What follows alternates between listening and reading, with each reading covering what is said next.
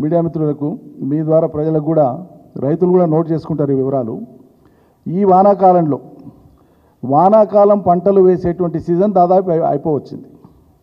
ఇప్పుడు కొత్తగా వేసే పంటలు ఉండవు ఈ సీజన్కి, వానాకాలానికి. ఈ వానాకాలంలో వ్యవసాయ శాఖ నమోదు చేసినటువంటి వివరాల ప్రకారంగానే నేను చెప్పేది ఏదైనా కూడా, ఎందుకంటే అది రహస్య డాక్యుమెంట్ ఏం కాదు, బహిరంగమే. వరి 45,21,000 ఎకరాలలో సాగైంది. పత్తి 44,64,000 ఎకరాలలో సాగైంది.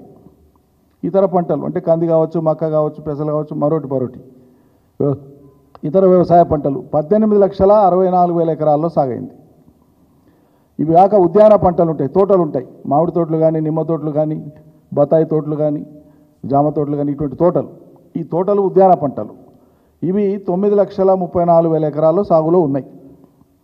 ఈ మొత్తం కలిపితే 1,17,83,000 ఎకరాల సాగు విస్తీర్ణం ఈ వానాకాలం సీజన్కు. సరిగ్గా గత సంవత్సరం ఏడాది కింది వానాకాలానికి సంబంధించినటువంటి వివరాలు మీకు చెప్తా. ఇవి కూడా వ్యవసాయ శాఖ నమోదు చేసినవే. వరి గత సంవత్సరం 66,78,000 ఎకరాలు. ఈ సంవత్సరం ఎంత? 45,21,000 ఎకరాలు. అంటే సుమారు 22 లక్షల వ్యత్యాసం ఉంది. పోయిన సంవత్సరానికి ఈ సంవత్సరానికి 22 లక్షల ఎకరాల వరి సాగు విస్తీర్ణం తక్కువ ఉంది ఏడు ఇప్పటికి. సరే, ఇంకా వెనకేసేటోళ్ళు కొంతమంది ఉన్నారు, వేస్తారనుకుంటే 50,000 కావచ్చు, 1,00,000 ఎకరాలు కావచ్చు. 20 లక్షల ఎకరాలు అయితే కాదు కదా, ఆగస్టు అయిపోనే వస్తుంది. మరి 22 లక్షల ఎకరాలలో వరి సాగు గత సంవత్సరం కంటే తగ్గినాక కూడా సాగు విస్తీర్ణం, అదేవిధంగా పంటల విస్తీర్ణం మొత్తం కూడా తీసుకుంటే పోయిన సంవత్సరం కంటే ఈ సంవత్సరం 10 లక్షల ఎకరాల్లో పంటల విస్తీర్ణం తక్కువ ఉంది, అన్ని పంటలు కలిపి తీసుకుంటే కూడా. మళ్ళీ అదేవిధంగా 2022లో మా ప్రభుత్వంలో గరిష్ట పంటల విస్తీర్ణం అన్ని పంటలు కలిపి వానాకాలం సీజన్లో 1,35,00,000 ఎకరాలలో సాగైంది. 1,35,00,000 ఎకరాలలో అన్ని పంటలు కలిపి వానాకాలం సీజన్లో సాగైన సందర్భంలో కూడా ఇదే 10 లక్షల మెట్రిక్ టన్నుల యూరియాను మేము సక్రమంగా మొత్తం 1,35,00,000 ఎకరాల అన్ని పంటలకు, వరికి, పత్తికి, అన్ని పంటలకు మేము సరఫరా సజావుగా చేసినప్పుడు ఇలా 22 లక్షల ఎకరాలలో వరి తగ్గి ఉండంగా కూడా, మొత్తం విస్తీర్ణం 10 లక్షల ఎకరాలు తగ్గి ఉండంగా కూడా ఈ సర్కారు ఎందుకు సరఫరా చేయలేకపోతుంది? ఇది సర్కారు యొక్క ఘోరమైన వైఫల్యం కాదా? చాతగానితనం కాదా? మీ చాతగానితనానికి, మీ నిర్వహణ వైఫల్యానికి రాష్ట్ర రైతులు మూల్యం చెల్లించాలనా? వాళ్ళు కష్టాలు పడాలనా?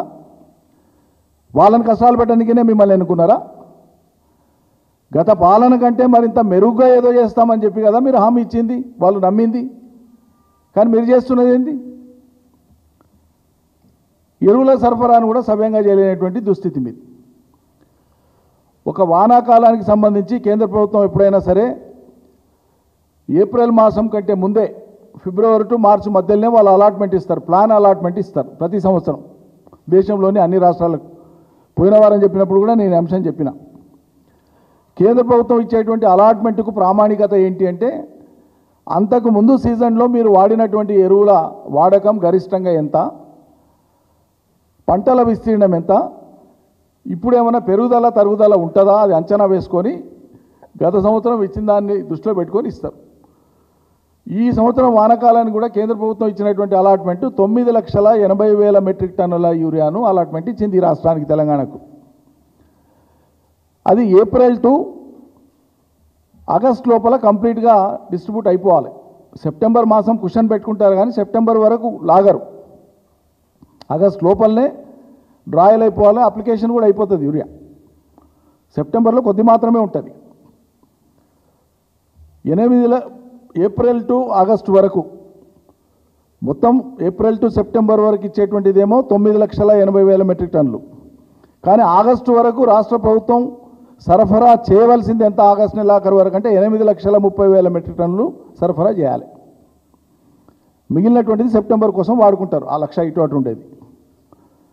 కానీ ఈ రోజు వరకు ఆగస్టు వరకు ఈ రాష్ట్రంలో జరిగినటువంటి యూరియా సరఫరా ఎంత జరిగిందంటే 5,25,000 మెట్రిక్ టన్నులు మాత్రమే జరిగింది.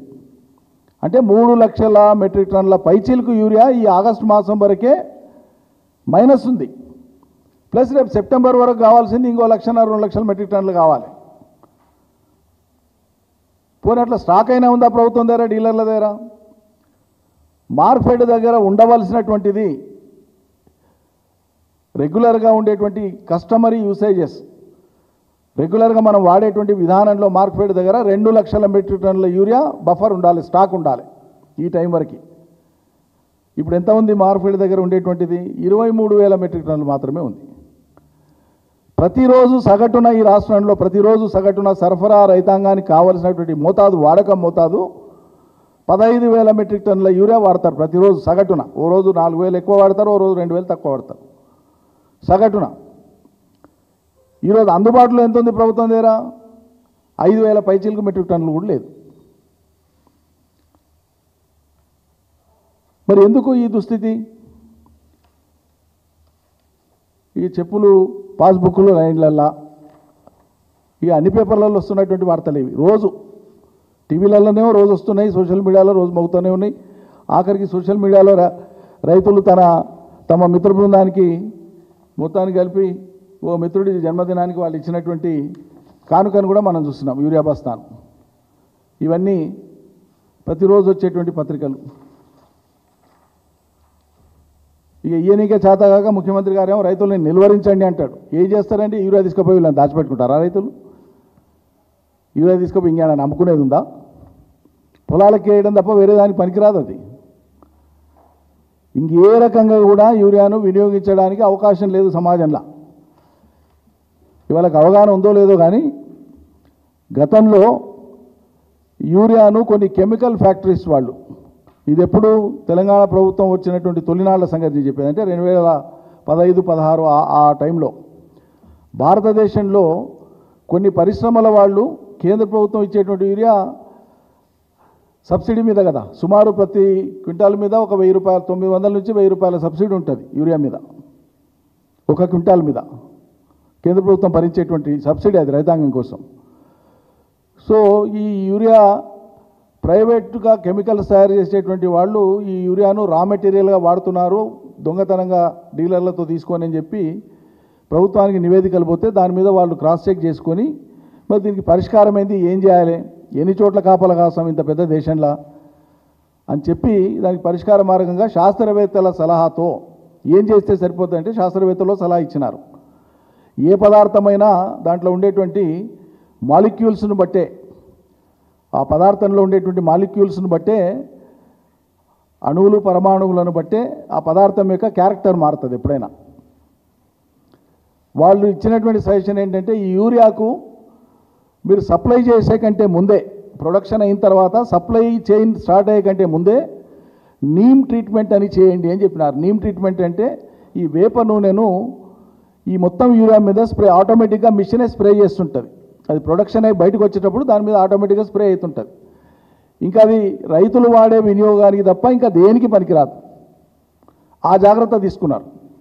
కాబట్టి అందుకే నేను ఎన్షూర్ చేసి చెప్పేది ఏంటంటే యూరియా అనేటువంటిది ఎవరు బుక్కేది కాదు, ఎవరు వాడేది కాదు, ఏ రకంగా ఇతరేతర ప్రయోజనాలకు ఉపయోగించడానికి అవకాశం లేనిది, నేరుగా వ్యవసాయ పొలాలకే వాడాలి. ఒకవేళ రైతులు ఏదైనా అదనంగా ఎక్కువ వాడుతుండ్రు అవగాహన లేక అనుకుంటే అది మనం అవగాహన సదస్సులు పెట్టవచ్చు. అది ఒకరోజు కాదు, కొన్ని ఏళ్ళుగా రైతులకు అవగాహన కల్పించవచ్చు. నానో యూరియాను కూడా ఇంట్రొడ్యూస్ చేయొచ్చు, దాన్ని కూడా వినియోగంలోకి తేవచ్చు. అటువంటి జాగ్రత్తలు తీసుకోవచ్చు.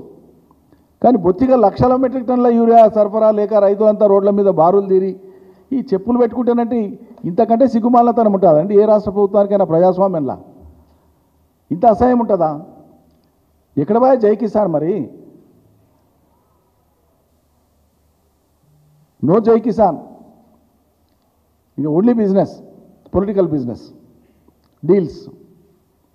రైతు పట్టడు, రాజ్యం పట్టదు. ఇంత దుస్థితి. ప్రతి పేపర్, ఈ పేపర్ ఆ పేపర్, ఆంధ్రప్రభ, సాక్షి, ఈనాడు, అన్ని పేపర్లలో వస్తున్నాయి, రోజు వస్తున్నాయి. ఈ కలత అనిపించదా కొద్దిగా? అది ఇంతమంది అన్నదాతలు మిమ్మల్ని నమ్ముకొని మీరేదో కేసీఆర్ కంటే ఎక్కువ మేలు చేస్తారని మీ మీద ఆశ పెట్టుకుంటానంటే ఎక్కువ చేయకపోతే మీ వల్ల కాలేదు, కారణాలు ఏమైనా కావచ్చు.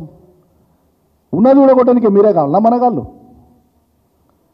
సాఫీగా జరిగినటువంటి సరఫరాను 10 ఏళ్ళు సాఫీగా జరిగినటువంటి సరఫరాను మీరు ఎందుకు కొనసాగించలేకపోతున్నారు?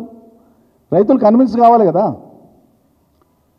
ఏమనంటానంటే కేసీఆర్ అప్పుడు మరి ఇది యూరియా సప్లైగా చేయనీకి మీ చాతకాంతానాన్ని కూడా కేసీఆర్ చేసిన అప్పులే కారణం చెప్తారా?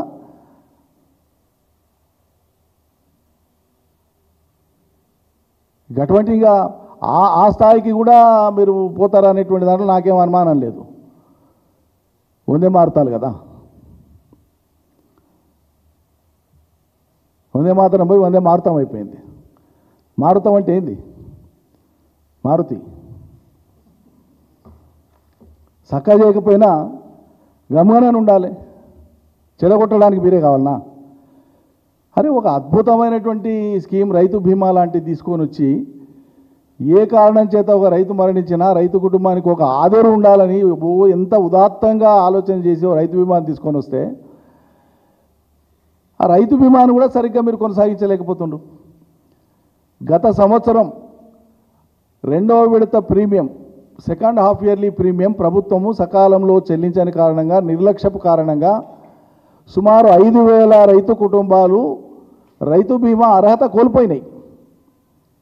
5,000 కుటుంబాలు